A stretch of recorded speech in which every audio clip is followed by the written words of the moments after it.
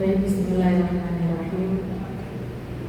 Assalamualaikum warahmatullahi wabarakatuh.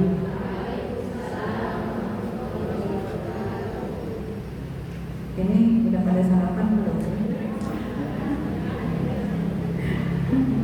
Alhamdulillah sudah lah ya, sepotong-sepotong gue ya. Oke. Saya tapi pengen dengar suaranya yang kenceng. Boleh diulang lagi ya salamnya. Assalamualaikum warahmatullahi wabarakatuh. Waalaikumsalam warahmatullahi wabarakatuh. Alhamdulillah. Nah, biar semangat kita ya. Baik, bismillahirrahmanirrahim. Alhamdulillahirabbil alamin wa bihi nasta'in ala umuri dunya wad din. Wassalatu wassalamu ala asyrofil anbiya wal mursalin wa ala alihi wa ashabihi wa man tabi'ahum ila yaumil. Rabbi shrah li sadri wa yassir li amri wahlul 'uqdatam min lisani yafqahu qawli. Rabbana zidna 'ilman nafi'a warzuqna 'amalan shalihan. Allahumma inni as'aluka fahman nabiyyin wa hifdzal mursalin wa ilhamal malaikatil muqarrabin. Allahumma aghnina bil ilmi wa zayyinna bil hilmi wa akrimna bit taqwa wa jammilna bil afiyah bi rahmatika ya arhamar rahimin. Amin amin ya rabbal alamin. Amma ba'd. Yang saya hormati, kita hormati bersama dan saya cintai Ustazah Uswatun Hasanah selaku Direktur Madinah Mahat Al-Ulum Ad-Diniyah yang pada kajian kultur kali ini menjadi ketua panitia sekaligus ditampilkan para murid-muridnya, santri-santrinya, yang santri murid tapi udah pokoknya ini mahasiswa gitu ya. Alhamdulillah ini santri yang istiqomah ya, istiqomah Masya Allah. Alhamdulillah. Kemudian yang kita cintai, kita hormati bersama Direktur HSEKI Ustazah Nisa Huwaina ya, dua-duanya LC ya, ibu-ibu Masya Allah. Mudah-mudahan Allah senantiasa ridho, dan timnya juga yang bertugas, juga tim Yayasan Tarbiyatul Ummah Qaulun Ma'rufun pada kesempatan hari ini yang bertugas. Mudah-mudahan Allah senantiasa ridho kepada kita semuanya, dan juga ibu-ibu semuanya yang hadir pada kesempatan pagi hari ini. Apa kabar Ibu? Alhamdulillah. Sehat ya? Alhamdulillah. Kalau agak jauhan dulunya, maju aja nggak apa-apa ya, bareng di sampingnya Bu Syarifah, Ustazah Syarifah boleh ya Bu ya, biar lebih dekat lagi ya. Ayo ya, boleh Mas Dedi maju, boleh banget ya. Baik teman-teman semuanya, hari ini saya seragaman sama panitia ribut yang di belakang. Ini menunjukkan kalau tidak ada naturalisasi pada kultur hari ini gitu ya. Ini semuanya berarti internal yang maju ya, yang bertugas hari ini. Termasuk saya nih bertugas nih ya. Masya Allah. Alhamdulillah wa jazakumullah khairan. Kita sama-sama ucapkan rasa syukur kita yang tidak ada duanya, rasa syukur yang terus mudah-mudahan mengalir bersamaan dengan aliran darah kita, bersamaan dengan ya setiap nafas yang keluar dari lisan, dari ini ya Bu ya, hidung dan mulut kita. Kita kan nafas dari mana Bu? Hidung, mulut, dua-duanya. Mudah-mudahan senantiasa kita bersyukur kepada Allah Subhanahu wa Ta'ala. Kajiannya hari ini temanya adalah hidangan istimewa membuat hidup bahagia. Kemudian ya, mengerucut pada tadabbur Quran surat Al-Maidah ayat 88. Tapi sebelum itu kita kulik-kulik dulu ya Bu ya, tentang sekilas surat Al-Maidah. Karena sebenarnya temanya kalau setiap kita kultur tuh bahwa tema besarnya adalah surat-surat yang ada di dalam Al-Quran. Ya, Ini kita agak berat-berat dikit gak apa-apa lah ya Bu ya. Biasanya kalau kita ngaji ketawa-ketawa sana ya, kita ketawa juga nanti insya Allah, tenang aja ya kan. Ya, tapi kalau misalnya saya bagi share catatan gitu ya, rada-rada sedikit serius ya, mudah-mudahan Allah Subhanahu wa taala menganugerahkan ilmu kepada kita semuanya. Keluar dari masjid ini nanti insya Allah ya kita mendapatkan ilmu-ilmu yang mudah-mudahan bisa kita manfaatkan, bisa kita amalkan, dan mudah-mudahan ya hidup kita semakin berkah dan semakin membuat kita bertakwa di hadapan Allah Subhanahu wa taala. Amin ya rabbal alamin. Niatnya datang ke sini begitu enggak, Bu? Ya. Nah, selain pengen silaturahim ketemu gitu kan, yang paling utama niatnya adalah litolabil ilmi, untuk mencari ilmu. Ya, sekilas tentang surat Al-Maidah. Surat Al-Maidah ini teman-teman Masya Allah luar biasa ya. Kalau urutan surat ini, kalau kita baca urutan, ini urutan kelima di dalam surat-surat yang ada di dalam Al-Quran ya. Dia disebut surat Madaniyah. Kalau kita bilang surat Madaniyah, berarti teman-teman langsung ingatnya apa? Madinah, betul ya? Sebagaimana sebutannya Madaniyah, berarti dia turun setelah Rasulullah SAW hijrah ke Madinah. Walaupun sebagian dari surat ini ya nanti ada yang turun ketika dalam perjalanan Rasulullah SAW ya kan, di masa setelah perjanjian Hudaybiyah untuk melakukan ibadah haji. Jadi dalam perjalanan ke Mekah, atau ada yang juga di Mekah, tetapi karena turunnya setelah masa Rasulullah SAW hijrah, tetap disebut dengan surat Madaniyah. Ya. Nah, kenapa disebutkan dengan surat Al-Maidah gitu ya Bu ya? Al-Maidah artinya apa Bu? Maidah, hidangan, betul ya. Karena di dalam surat Al-Maidah ini nanti ada cerita terkait dengan masalah atau tema perkara hidangan ya, yaitu cerita yang diturunkannya makanan untuk siapa? Kaumnya Nabi Isa alaihi salam. Ketika mereka meminta kepada Nabi Isa supaya diturunkan makanan ya, maka ternyata betul diturunkan makanan kepada mereka. Masya Allah, ini Al-Hawariyin ya, Al-Hawariyun bahasa pengikutnya Nabi Isa alaihi salam, sebutan untuk orang-orang yang mengikuti Nabi Isa alaihi salam ya. Ini ada di ayat-ayat 111, mulai dari 111 sampai 115, 116 dan beberapa ayat setelahnya. Masya Allah, ya ceritanya luar biasa.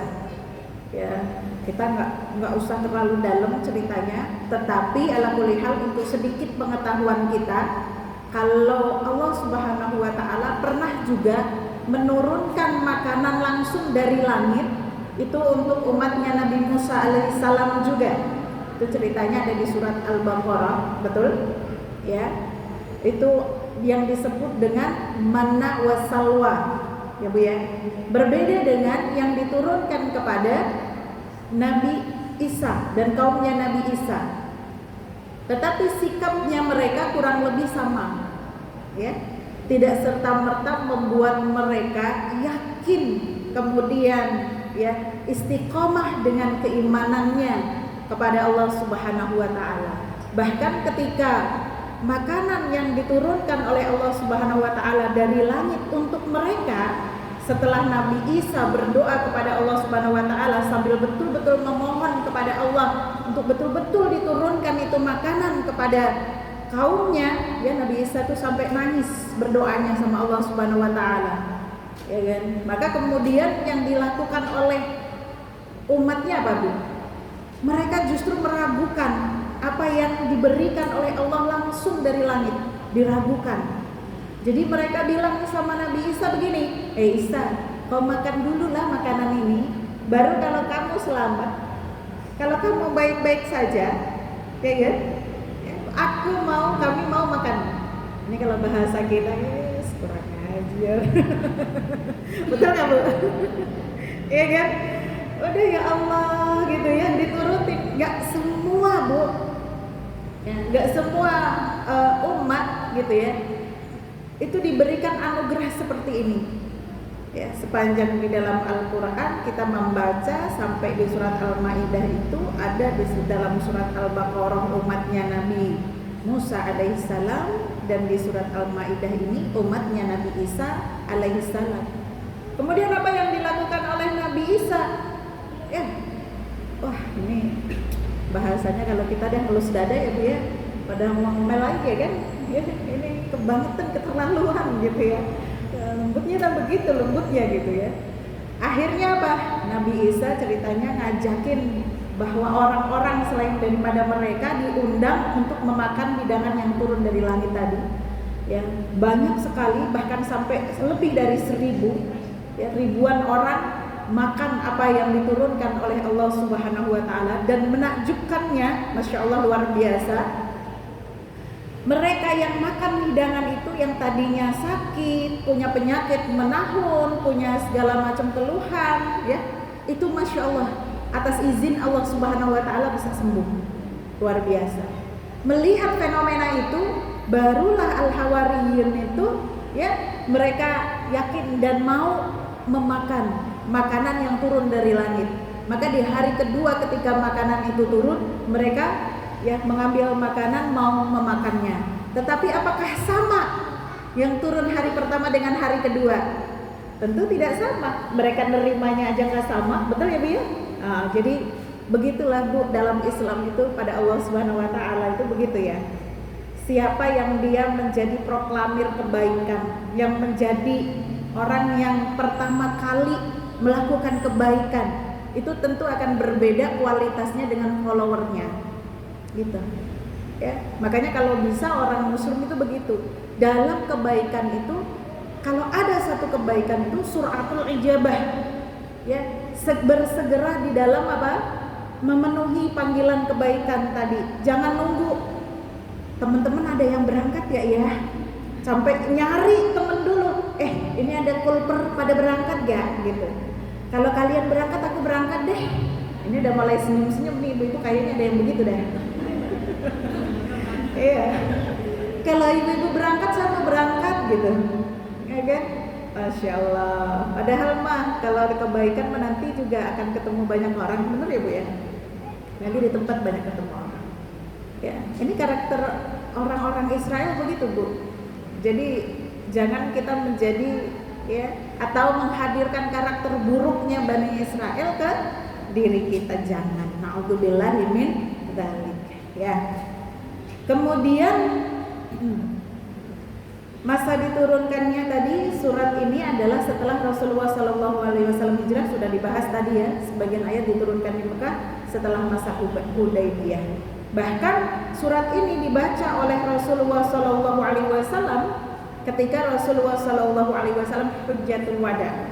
Ya, ketika Rasulullah SAW haji terakhir, haji perpisahan.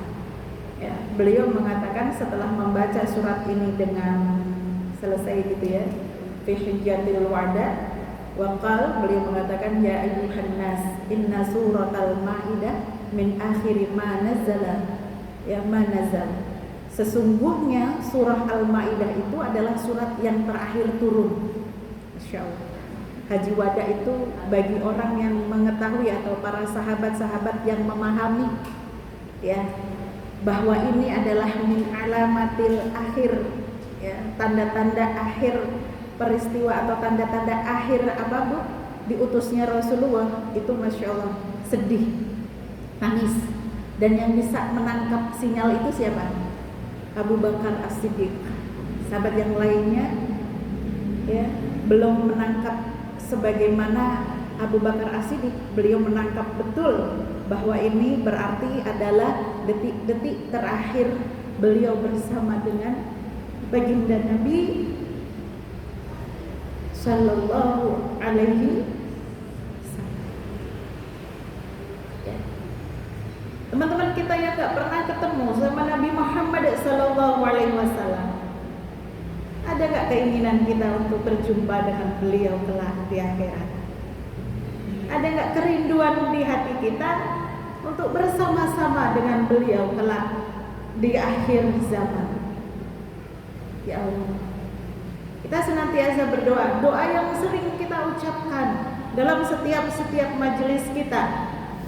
Mudah-mudahan kita di surganya Allah Subhanahu wa taala kelak bersama dengan Nabi Muhammad sallallahu alaihi wasallam. Jangan sampai keinginan, doa kita, kerinduan kita dan cita-cita kita tidak diijabah oleh Allah Subhanahu wa taala. Ya, kita berdoa dan kita husnudzon insyaallah dengan kasih sayangnya, dengan rahmatnya, ya, dengan kasih sayangnya, dengan rahmat Allah Subhanahu wa taala, mereka para perindu akan disatukan dengan yang dirindu. Mereka para pecinta akan dipertemukan dengan yang dicinta. Mereka yang saling mengasihi akan disatukan dengan mereka yang dikasihi. Betul teman-teman semuanya? Doa kita mudah-mudahan Allah ridho kepada kita. Rasulullah menyampaikan itu, bahwa ini adalah surat terakhir yang turun. Maka fahallu halalaha haramu haramaha. Pesan Rasulullah kepada kita ketika kita membaca surat Al-Maidah adalah, maka halalkan apa yang dihalalkan oleh Allah Subhanahu wa taala dan haramkan apa yang diharamkan oleh Allah Subhanahu wa taala. Ini pesannya Rasulullah ketika kita membaca surah Al-Maidah. Maka ketika kita baca Al-Quran, kita baca surah Al-Maidah, Masya Allah, ya, ini beruntung sekali bagi mereka yang baca Quran kemudian langsung paham nih. Ala kulli hal, kalau nggak 100% bahasanya, ya 60% lah, ya kan? Ya, teman-teman di Madinah, insya Allah berapa persen kalau baca Quran, ya, paham dengan apa yang dimaksud oleh Allah Subhanahu Wa Taala, ini langsung hadir hati kita, betul Bu? Langsung hadir hati kita. Ya Allah, ya, aku mengimani dengan apa yang lisanku baca. Aku tunduk padamu. Maka apa yang engkau halalkan, aku halalkan. Apa yang engkau haramkan, maka haram bagiku. Insyaallah. Enak gak Bu? Ibarat kalau kita baca Quran, paham dengan bahasanya, enak gak? Nggak nyari-nyari penerjemah, nggak nyari-nyari terjemahan, enak gak? Enak gak? Mantok-mantoknya itu kayaknya nggak yakin. Ya kan? Mau bilang enak, tapi takut ntar ujung-ujungnya disuruh masuk ma'had al-ulum ad-diniyah, kata Ustazah ini. Ya, diprovokasi. Ya kan memang begitu, betul gak Bu? Ya, namanya kita Bu, Quran itu turun sama Rasulullah, ahlul Mekah, ahlul Arab, ya kan? Pakai bahasa mereka enak, ya. Maka nggak perlu mereka belajar kaedah-kaedah yang mumet, kan ya, nggak perlu.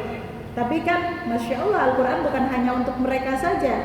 Al-Quran untuk seluruh umat di dunia yang bahasanya ada bahasa Sunda, ada bahasa Jawa, ada bahasa Bugis, ada bahasa macam-macam ya. Di Indonesia aja sampai 700 bahasa lebih begitu ya. Sampai di dunia, ujung dunia sampai berapa banyak kok, kan? Bahasanya luar biasa. Maka ya, memang kewajiban kita memahami Al-Quran ya, menjadi keniscayaan untuk kita mempelajari bahasa Arab walaupun qalilan, walaupun cuma sedikit-sedikit. Ya, walaupun cuma sedikit-sedikit. Nanti saya sudah sounding sama Ustazah Yana nih. Ya, teman-teman yang ada di Zoom, di YouTube atau yang di sini, ya di HSEKI dimanapun, baik di pusat maupun di cabang, gitu ya, harus sudah mulai belajar bahasa Arab. Guru-gurunya nih, wabil khusus, ya, yang belum punya background atau belum pernah belajar bahasa Arab, harus sudah mikirin untuk belajar bahasa Arab. Nanti supaya memudahkan boleh hubungin Ustadzah Uswah, bisa kerjasama. Ya mudah-mudahan nanti kualitas pengajar Haseki walaupun mengajarkan Al-Quran, cara baca Al-Quran, tapi mereka memiliki kualitas kemampuan untuk selalu bertambah. Belajar terus ya. Kemudian min khosa'isi hadhihi surah, keistimewaan surat ini tadi sudah disampaikan. Yang pertama, annaha min akhiri ma nazala minal Qur'an. Ya, hadisnya diriwayatkan oleh Abdullah bin Amr. Beliau juga menyampaikan bahwa ya, akhiru surah unzilat suratul Maidah. Surat yang terakhir itu adalah surat Al-Maidah, surat ya Bu. Nanti ayatnya kemudian banyak juga qala wakila. Ya. Wa an Jubair bin Nufail anna Aisyah radhiyallahu anha qalat. Beliau berkata kepada Jubair, ya, kemudian apa yang disampaikan kepada Jubair? Ya Jubair, taqra'ul Maidah ke Madinah. Saking memprovokasi ibu-ibu supaya mau belajar bahasa Arab gitu ya. Apakah engkau membaca surah Al-Maidah? Kemudian beliau menjawab, na'am. Ya, iya katanya. Amma innaha akhir surah nazalah. Sesungguhnya dia surat Al-Maidah itu adalah surat yang turun terakhir. Dan termasuk pada bagian khosoisnya lagi, ya, keistimewaannya, kekhususannya itu adalah surah ini fil Quran li furu'is syara'i. Ini adalah banyak ayat-ayat yang menerangkan tentang syariah-syariahnya Allah. Wa dzukira fiha minat tahlil wa tahrim wal ijabi ma lam yuzkar fi ghairiha. Di sana banyak menjelaskan tentang permasalahan halal haram. Kalau pengen tahu masalah halal haram, banyak itu kita membaca, belajar surat Al-Maidah. Dan di sana banyak hal-hal yang dijelaskan, sementara di tempat lain atau di surat-surat lain itu tidak dijelaskan. Maka Masya Allah, ya ibu-ibu, kalau yang ngaji jangan cuma taunya Yasin aja, ya kan? Jangan cuma taunya Al-Mulk aja, ya kan? Jangan cuma taunya Al-Kahfi aja, atau jangan taunya cuma kul. Ada berapa kul? Ada 4 kul ya di bagian belakang itu ya. Apa aja tuh?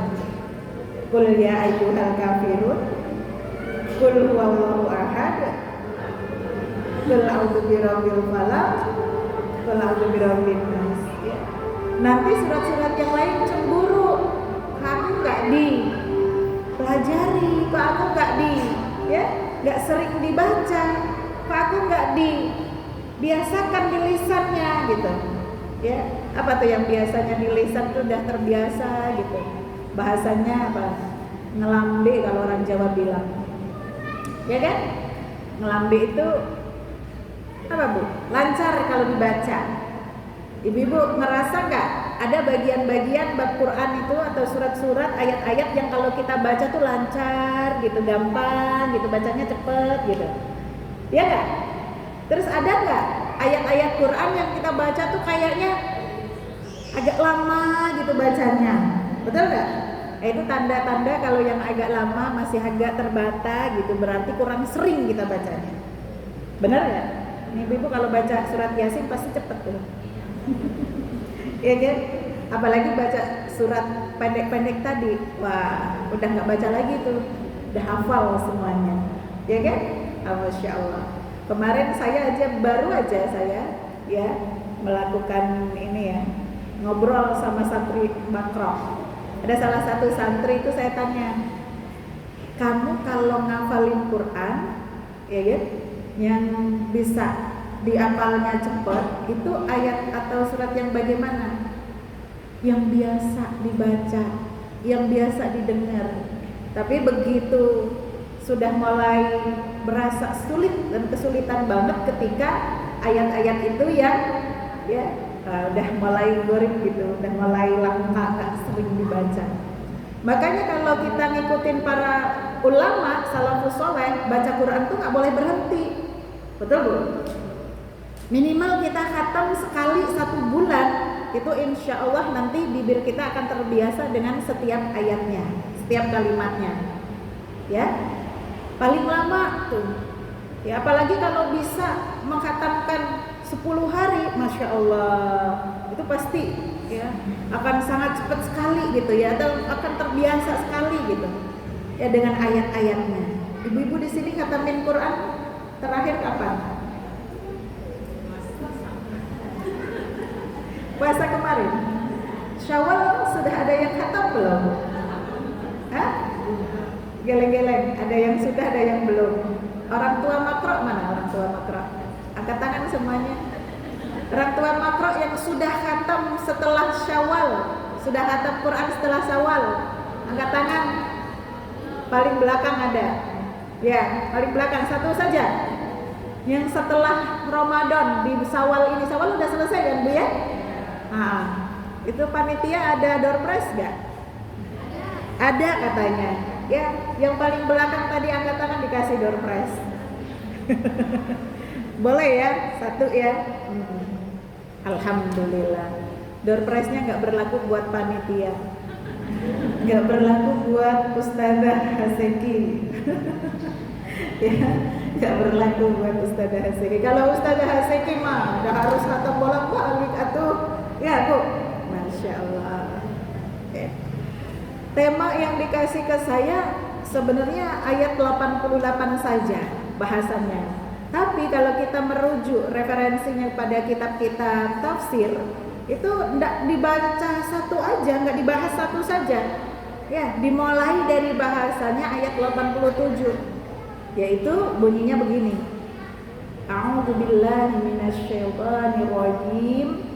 Ya ayyuhalladzina amanu la tuhawwimu thayyibati ma ahallallahu lakum wa la ta'tadu innallaha la yuhibbul mu'tadin wa kulu mimma razaqakumullahu halalan thayyiban wattaqullaha alladzi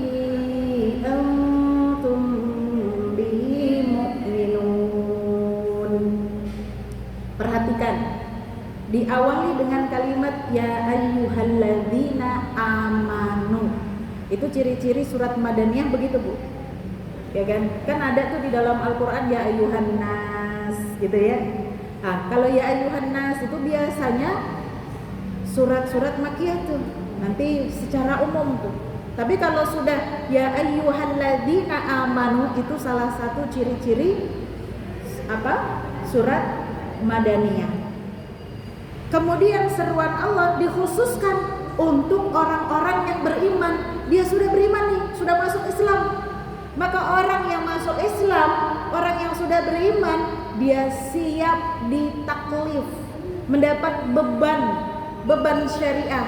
Maka perhatikan semua kewajiban syariah, semua perintah-perintah Allah Subhanahu wa taala diawali dengan kalimat ya ayyuhalladzina amanu. Karena hanya orang yang beriman saja yang siap mendapatkan beban, mendapatkan apa? Peraturan dari Allah Subhanahu wa taala. Kalau orang yang enggak beriman terserah masa bodoh teuing kata Allah. Kan gitu ya. Dia enggak ada diatur oleh Allah Subhanahu wa taala. Terserah dia mau ngapain. Ya, di dunia ini mau ngapain masyitum terserah. Mau jungkir balik, mau kaki ditaruh di atas, kepala ditaruh di bawah, mas terserah. Ya, mau keluar rumah pakai baju yang panjang-panjang atau telanjang sekalipun terserah. Nggak ada yang ngatur orang kafir itu Bu. Nggak ada yang ngatur. Makanan pun begitu. Betul nggak? Siapa yang makanan paling ribet? Orang Muslim, betul kan? Yaitu yang diatur oleh Allah Subhanahu wa taala. Maka kata Islam, ya kan? Itu adalah pasrah artinya. Ya, pasrah, betul-betul memasrahkan diri kepada Allah Subhanahu wa taala. Kalau sudah memasrahkan diri kepada Allah Subhanahu wa taala, siap untuk diatur. Paham, Bu? Ya, siap untuk diatur sama Allah Subhanahu wa taala. Aturan Allah ada di mana? Aturan Allah ada di dalam Al-Quran, termasuk pada di dalam surat Al-Maidah, ketika banyak aturan-aturan terkait pada masalah apa? Haram halal, terkait pada masalah apa? Makanan.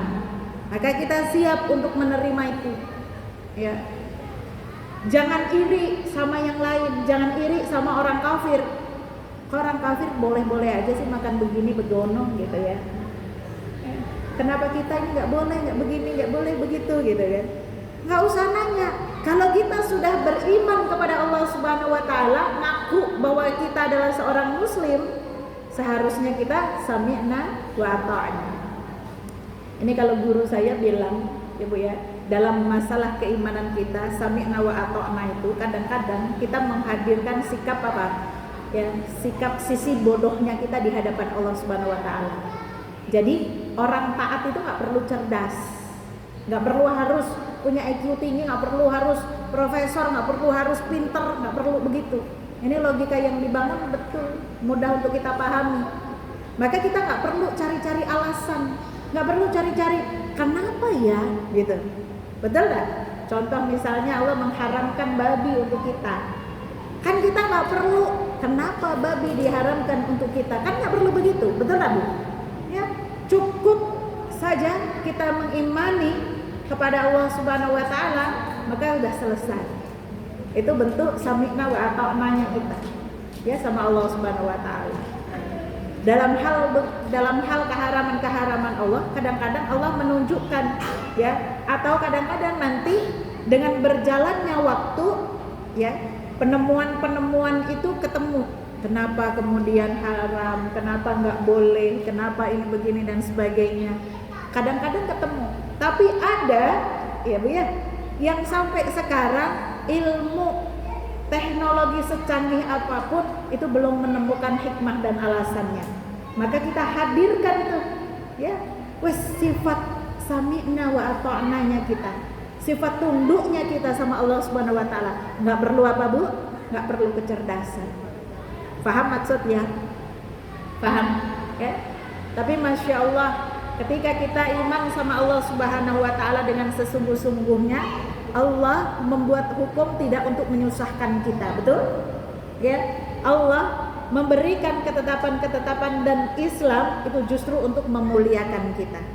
Maka Masya Allah, ya, orang mukmin itu perhatikan, ya, orang yang makanannya baik, orang yang gaya hidupnya baik, cara hidupnya baik, sesuai dengan apa yang diperintahkan oleh Allah Subhanahu Wa Taala, pasti outputnya juga baik. Betul nggak Bu? Betul kan? Ya, kalau kita berbicara tentang masalah makanan saja, ini terjemahannya sudah ada ya Bu ya, tidak perlu saya terjemahkan lagi ya. Nah, sebab kalau kita berbicara terkait dengan makanan saja, ya, ini Masya Allah, yang bagian halaman berapa tuh? Pengaruh makanan terhadap tubuh, Ustazah. Ya, ini saya nyari-nyari di websitenya Halal MUI. Ya, lagi. Ini dia. Ya, ini bagian yang saya kopas, saya taruh di sini. Ya, itu saya jadi paham kenapa, gitu ya, satu sisi, satu wilayah itu biasanya manusianya karakternya sama.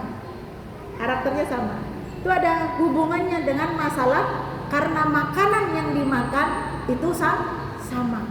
Belum lagi kalau kita berbicara masalah iklim, terus kemudian berbicara masalah kebiasaan. Masalah iklim tentu, ya, di tempat-tempat atau di beberapa wilayah negara itu berbeda. Tapi kalau masalah makanan ini jadi temanya kita, ya. Atau kenapa, ya kan, dokter itu kan kadang-kadang di lingkup kita aja, orang awam, kita nggak ngomongin masalah ilmu kedokteran lah ya. Ada namanya penyakit, ini penyakitnya keturunan gitu ya Bu ya. Ternyata penyakit keturunan itu diakibatkan karena apa Bu? Kata dokter, ya karena gaya makannya yang sama, pola makannya yang sama, kebiasaan makanannya yang sama, ya kan? Maka itu melahirkan, ya, output yang kurang lebih sama, nggak jauh-jauh beda. Ya. Jadi berhubungan dengan makanan dan minuman ini sangat besar pengaruhnya terhadap aktivitas dan pertumbuhan fisik dan pertumbuhan kecerdasan. Diperhatikan, pertumbuhan kecerdasan. Makanya perintahnya Allah itu tadi apa? Makan makanan yang halal dan thayyib. Ini kan semuanya ibu-ibu kan. Pentingnya ibu-ibu memahami kajian ini. Itu sangat-sangat nanti berpengaruh pada generasi yang dilahirkan. Kalau di dalam Islam itu harusnya ini diajarkan pada anak-anak gadis kita, Bu. Anak-anak gadis kita, calon ibu. Ya. Supaya apa? Supaya menjadi habit. Jadi nanti mereka mempersiapkan rahim mereka. Ya, ketika mereka nanti hamil, rahimnya itu sudah bagus. Kemudian, ya, yang tumbuh, yang di dalam rahimnya ini, anaknya, ya Bu ya, itu nanti tumbuhnya dari sari-sari, nutrisi-nutrisi, apapun yang kita makan, apapun yang ditelan seorang ibu itu, yang baik-baik saja. Kebayang nggak Bu? Kalau anak gadis kita persiapkan sedemikian rupa. Iya kan? Kalau kita sekarang udah kasep, apa tuh namanya kasep, terlambat, ya, lihat ininya kayaknya udah telat semuanya, nggak ada yang gadis ini kayaknya. Mantan gadis, ada yang gadis nggak di sini? Yang jilbab biru kayaknya gadis di pintu. Ya, ya, dan anak-anak ada banyak. Tapi masih ada yang punya anak-anak ini apa? Tuh Bu, anak-anaknya tuh. Ya kan? Nah, ilmu ini nanti dipraktekkan buat anak-anaknya. Mulai sekarang keluar dari kajian ini, makanan yang kita makan, makanan yang diberikan kepada keluarga itu harus betul-betul diperhatikan. Dari sisi apa Bu? Halalnya, dari sisi thayyibnya. Karena itu memiliki pengaruh yang luar biasa sampai masuk pada jaringan apa? Hormon, sampai ke DNA. Nah, ternyata bukan hanya anak perempuan. Berarti anak laki-laki juga. Betul nggak Bu? Ya. Maka calon suami anak perempuan kita, nah, perhatikan itu. Cari orang yang memperhatikan makanannya. Karena kita pengen cucu kita nanti adalah generasi yang baik.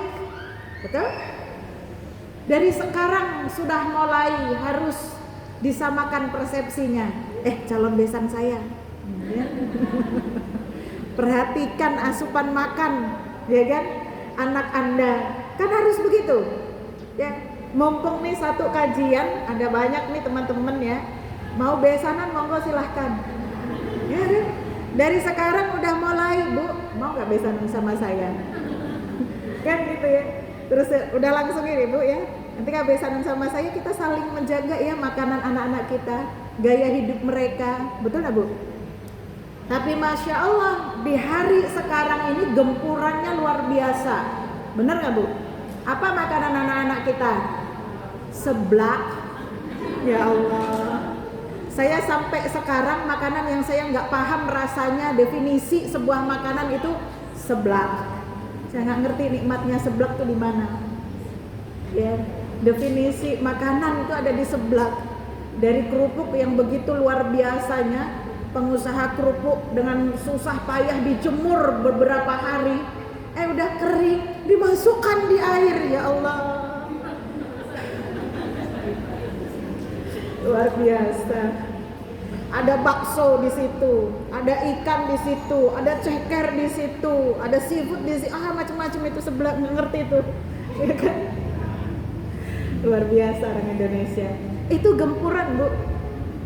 Saya mohon maaf ya para pecinta seblak ya, bikinlah seblak yang sehat versi Anda gitu ya. Mohon maaf nih, bukan berarti saya ini ya. Ya, nge-hack seblak nggak? Anak saya juga makan seblak Bu. Ya, karena memang masanya begitu. Terus sekarang apalagi yang ya saus, makanan-makanan yang prosesnya lama dipanaskan, yang instan-instan atau sering kita sebut dengan junk food, betul nggak? Kalau kita cocokkan dengan satu slide ini saja, Bu, Ibu baca sendiri ya. Kan ya, kalau saya baca nanti teks banget gitu kan ya. Ini kira-kira gitu ya. Di dalam tubuh kita kemudian kita akan bilang, oh wajar banget kalau ternyata tubuh kita banyak atau sering enggak baik-baik saja. Betul nggak, Bu? Ya, lanjutannya ini. Ya kan? Nah, selain daripada jenisnya tadi, jumlah dan komposisi makanan yang dikonsumsi juga berpengaruh terhadap karakter manusia. Jumlah. Ini webnya MUI ya, yang ngomong ya. Jadi saya tinggal kopas aja sama ibu-ibu ya. Nah, ternyata itu ada hikmahnya kenapa Rasulullah menganjurkan kita banyak berpuasa. Betul, Bu? Selain puasa Ramadan, kemudian ada puasa Senin Kemis, ada puasa Syawal, ada puasa Ayyamul Bid, ada puasa apalagi Daud. Karena orang yang terbiasa berpuasa, dia pasti porsi makannya berbeda dengan orang yang tidak pernah berpuasa. Benar nggak? Ya.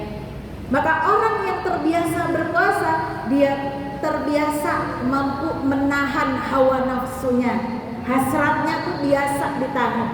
Jadi enggak, kalau dalam istilah kita bukan karakternya itu apa? Rakus.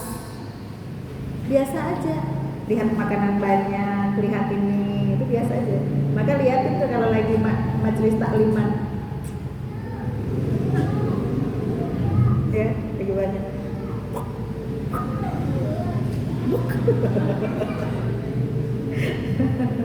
Paham?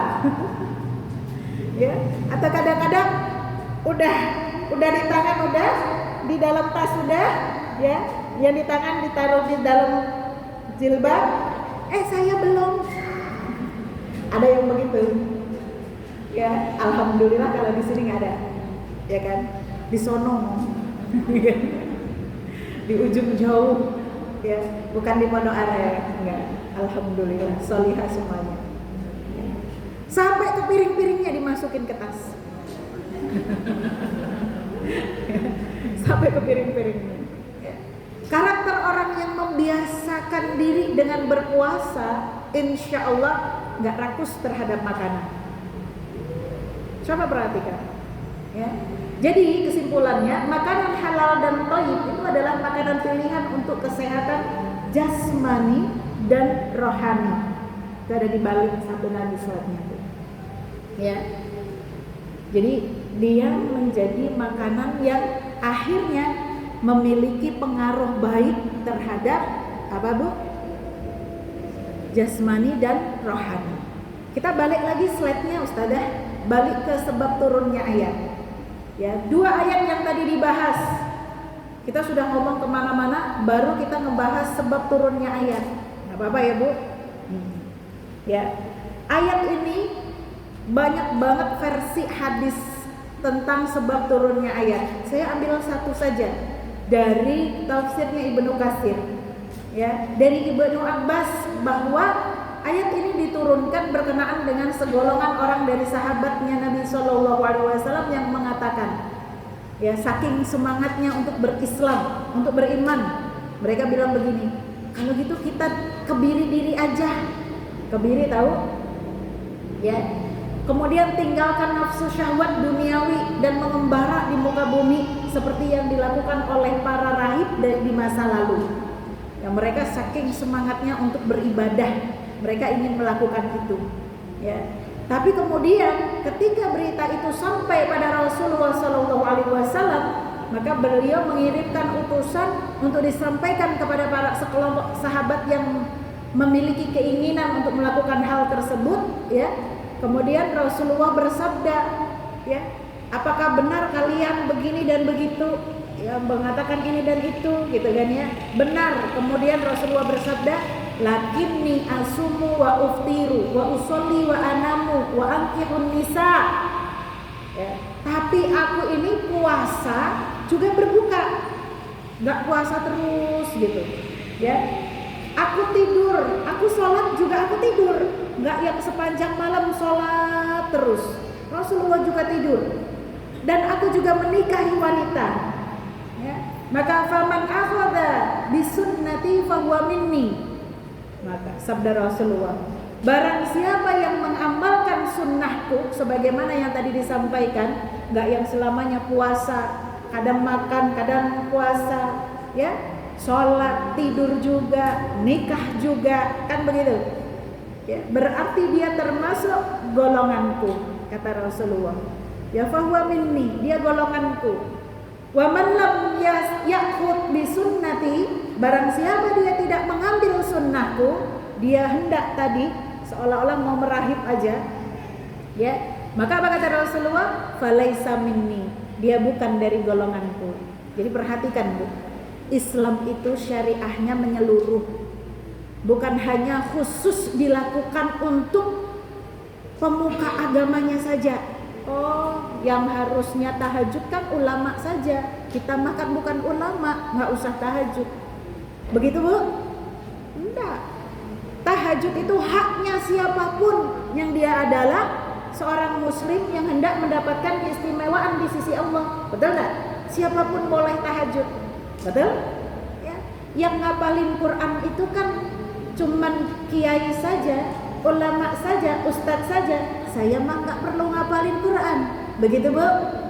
Enggak.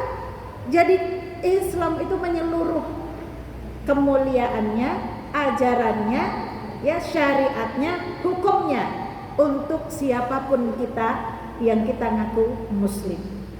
Dalam Islam nggak boleh merahib. Merahib contohnya kayak yang tadi. Wah, aku udah mengharamkan apa? Nikah, mengharamkan apa? Makan, mengharamkan apa? Ya, tidur, itu enggak boleh. Mengharamkan makanan enak yang dihalalkan oleh Allah boleh? Enggak boleh. Mengharamkan daging enggak boleh. Maka perhatikan pola hidup zaman sekarang itu, lihat, Bu, ya. Yang sering merujuknya, gaya hidupnya merujuk pada apa? Orang-orang barat. Hati-hati dengan ini. Ya, Allah bilang, jangan mengharamkan sesuatu yang dihalalkan sama Allah.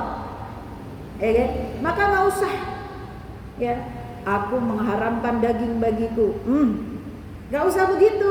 Kalau nggak mau makan, mah nggak mau makan aja. Nggak usah bilang mengharamkan. Nggak usah sampai apalagi mengklamirkan, gitu ya. Terus akhirnya sampai kemudian, ya, mencari-cari keburukan makanan yang dihalalkan oleh Allah Subhanahu wa taala. Banyak nggak begitu tren sekarang? Ada nggak? Ya, Allah jelas halalkan, cari-cari itu keburukan itu makanan, kemudian diharamkan sama dia. Nah, itu hati-hati. Takutnya nanti kita kejebak sama perkara yang tadi tuh. Ya, jangan mengharamkan apa yang dihalalkan oleh Allah Subhanahu wa taala. Sebenarnya, Bu, yang paling penting apa? Adalah kita tahu porsinya. Jangan berlebihan. Betul enggak? Ingat para ulama, ya, kalau menasehati kita, kalau makan berhentilah sebelum apa, Bu? Kenyang. Kalau kita sudah merasa cukup, alhamdulillah itu merasa cukup, insya Allah nanti saat kita berhenti tuh makannya kita, udah nggak ngunyah lagi. Dengan kita berhenti, nanti dengan sendirinya perut akan kenyang, kondisi kita akan kenyang, kondisi tubuh kita kenyang. Jangan maruk, kalau bahasa Jawa bilang, tahu paham maruk, Bu? Ya, maruk itu makannya itu berlebihan, ya kan? Ya, apa aja dimakan boleh karena dihalalkan oleh Allah Subhanahu wa taala. Sejatinya dalam masalah halal haram, kalau masalah makanan, Bu, ya kan? Semua perkara itu halal dimakan kecuali yang memang sudah dijelaskan oleh Allah Subhanahu wa taala, ada dalilnya itu haram. maka haram. Maka jangan kita sok-sokan, orang udah dihalalkan sama Allah kok kita haramkan. Kan gaya-gaya hidup sekarang tuh ada-ada aja begitu. Bener gak? Ya. Oh, saya paling nggak setuju itu. Mau pakai metode apapun itu, gitu ya. Kita ikutin aja lah apa sunnahnya Rasulullah Sallallahu Alaihi Wasallam. Ya, boleh makan ini halal nggak? Halal, boleh dimakan, makan. Yang penting jangan berlebihan. Nah, kategori makanan yang halal dan thayyib itu satu, halal secara zatnya. Emang ini halal, boleh dimakan, ya.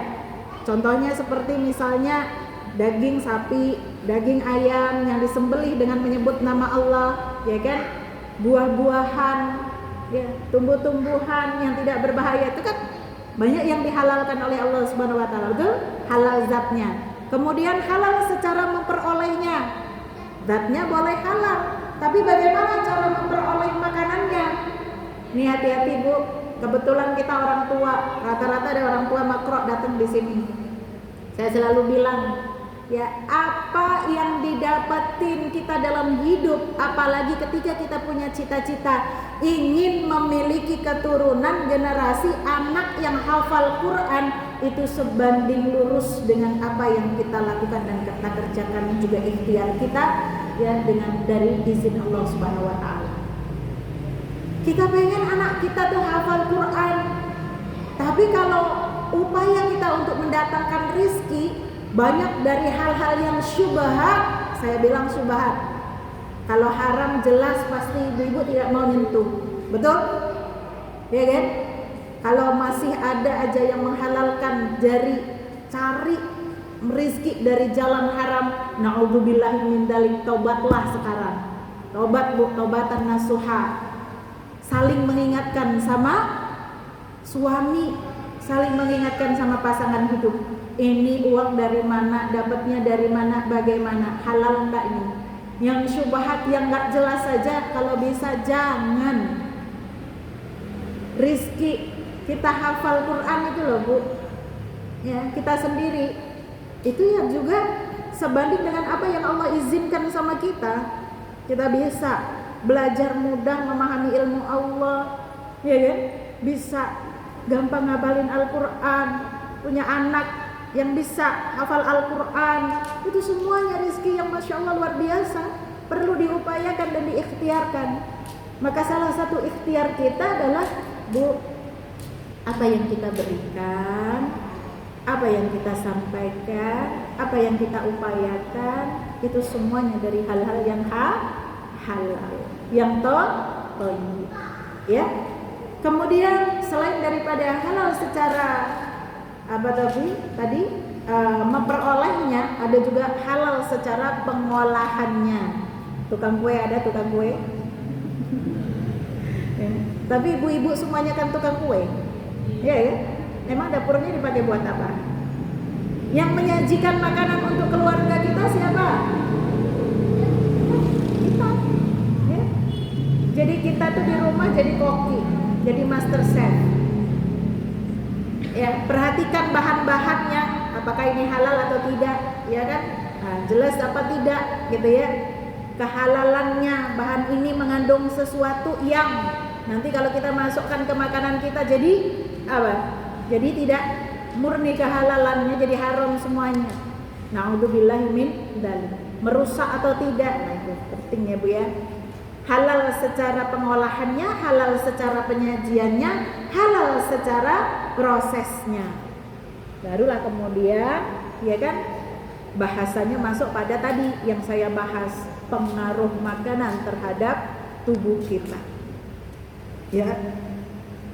Nah, jadi paham ya Bu ya, kenapa penting banget kita menyajikan makanan yang halal dan thayyib untuk keluarga kita. Dulu Bu, ya. Dulu tuh saya sering kalau lihat orang-orang kaya itu yang rumahnya ber-AC, duitnya banyak, mobil kemana-mana bawa pakai mobil, gitu, turun pakai mobil. Kok orang ini kinclong-kinclong ya? Padahal kalau di Indonesia gitu sama aja kayak ya kita kena mataharinya sama gitu ya Bu ya. Yang duitnya banyak tuh ya. Ya, Selain daripada gaya hidupnya yang tadi, rumahnya selalu pakai AC, berarti kan jarang kena debu ya Bu ya. Terus apa lagi? Kemana-mana pakai mobil gitu, berarti kan nggak kena sinar matahari langsung kan ya Bu ya. Ya. Kemudian salah satu penyebabnya saya pahami itu adalah di sini.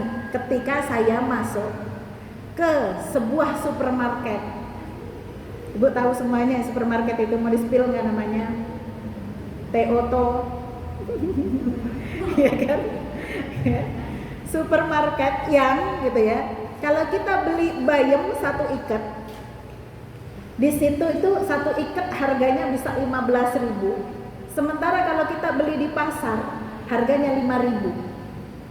Jadi di pasar harga bayam sekarang berapa Bu? Bener kan 5.000 ya? Gak ada 2.000 lagi sekarang. Gak ada ya. Oh, bayamnya beda. Sama-sama bayam tapi beda. Apa yang diklaim bayam dengan harga 15.000? Organik katanya. Nggak pakai disemprot bahan kimia. Oh ternyata itu baru 1 bayam ya, ya? Belum berasnya ya, ya? Kalau kita ya beli di warung 100.000 dapat 10 kilo ya. Nah, nggak boleh sekarang. Berapa sekarang 10 kilo? Hah? Ya Allah, ini mak-mak kalau ngomongin masalah sembako nih, ya Allah, Pak Jokowi lihat nih masyarakatmu. Nggak boleh lagi 10.000 ya. Itu kalau di tempat yang tadi disebut bisa 3 kali lipat, bahkan 5 kali lipat, betul nggak? Harganya. Apa klaimnya? Beras organik. Pokoknya segala macam organik, tidak mengandung kimia dan segala macam. Kebayang nggak Bu? Artinya ketika ternyata kita mohon maaf samakan saja dengan pupuk. Makanan itu kan ibaratnya pupuk buat kita, betul? Pupuk ya.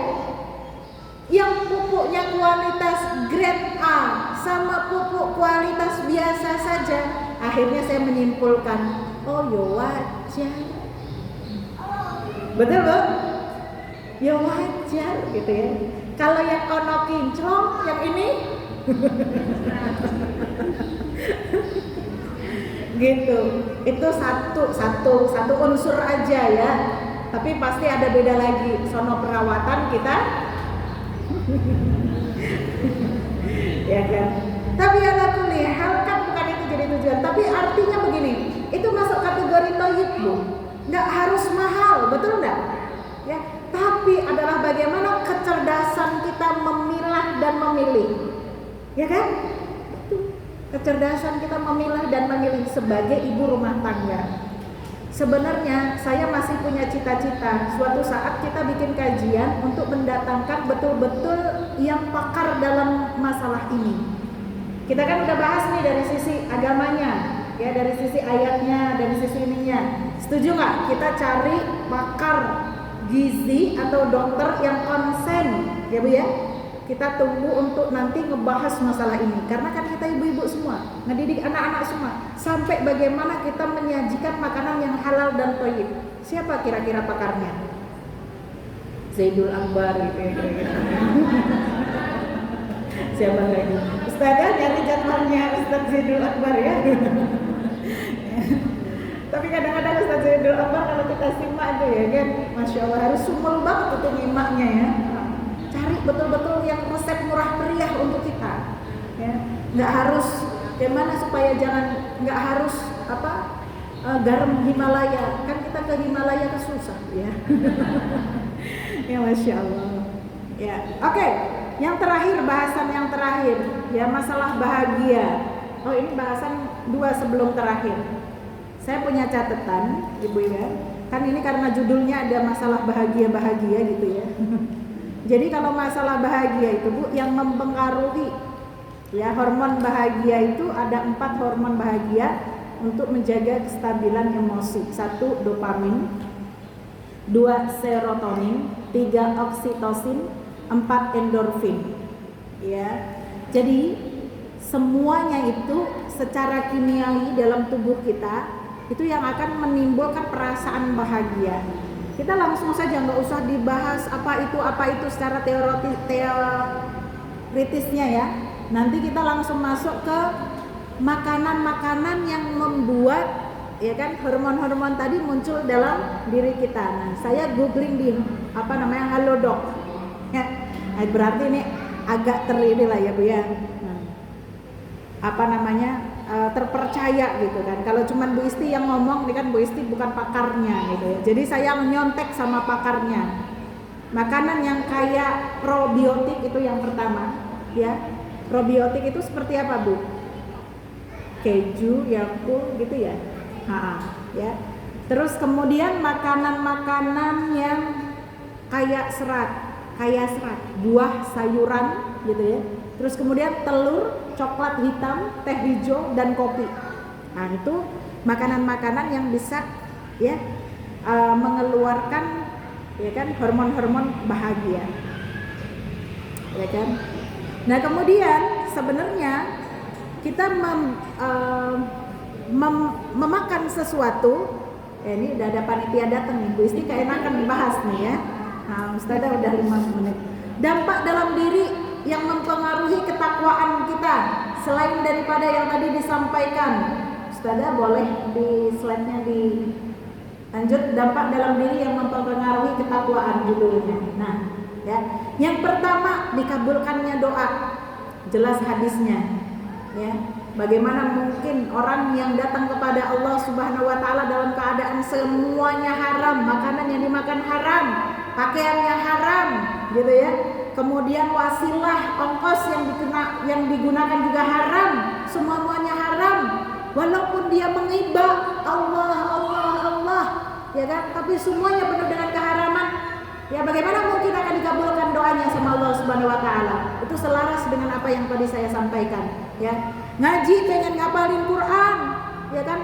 Bahasanya sampai bersusah payah, tapi segala macam yang masuk dalam dirinya, wasilah segala macam yang digunakannya adalah sesuatu yang haram, niscaya dikabulkan oleh Allah Subhanahu wa taala. Oke, yang pertama. Yang kedua, makanan halal itu mendorong, makanan halal dan thayyib itu mendorong kita untuk beramal soleh. Ada di dalam surat Al-Mu'minun ayat 51. Ya. Digabungkannya amal soleh dengan makanan yang thayyib, ya kan? Menurut para ulama, di sini disebutkan Ibnu Katsir, yaitu menunjukkan bahwa makanan halal adalah pembangkit amal soleh. Jadi kalau kita sering makan yang halal, yang thayyib, insya Allah kita seringan beramal soleh. Kalau kita berat beramal soleh, evaluasi dulu apa yang masuk ke dalam mulut kita, ya Bu ya. Kemudian yang terakhir adalah ya makanan yang halal dan thayyib itu obat atau penawar sakit. Sebagaimana yang disampaikan di dalam surat An-Nisa, di situ ada kalimat hani ammaria, ya. Kalimat hani ammaria, ya kan, Imam Al-Qurtubi menyampaikan, beliau menukilkan dari sebagian ulama tafsir ya. Maksudnya adalah kalimat hani'a itu adalah ya yang baik lagi enak dimakan, ya, tidak memiliki efek negatif. Sedangkan kalimat maria itu adalah dia menimbulkan efek samping pasca dimakan, mudah dicerna, tidak menimbulkan penyakit atau gangguan. Nah, itu bahasa hani ammaria versinya Imam Al-Qurtubi.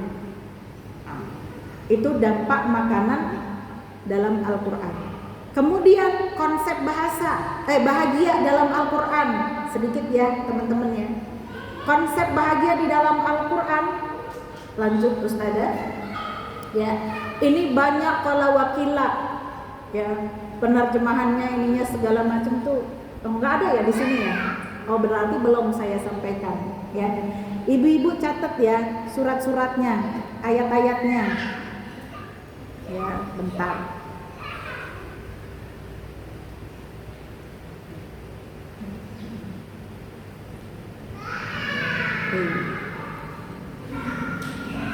Ini yang menurut tafsir Asy-Sya'rawi.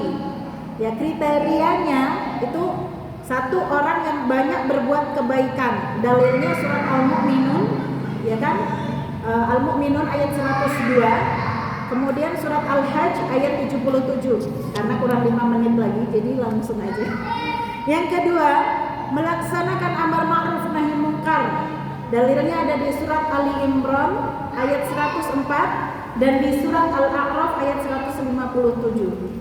Kemudian yang ketiga, optimis dalam meraih yang diinginkan, optimis dalam meraih yang diinginkan. Itu dalilnya ada di surat Toha ayat 64. Yang keempat, gembira atas karunia yang Allah berikan. Dalilnya ada di dalam surat Al-Imran ayat 170. Yang kelima, sabar. Ya, dalilnya ada di dalam surat Al-Mu'minun ayat 111 dan Al-Imran ayat 200. Ya, altruistis. Itu aja 5 aja itu.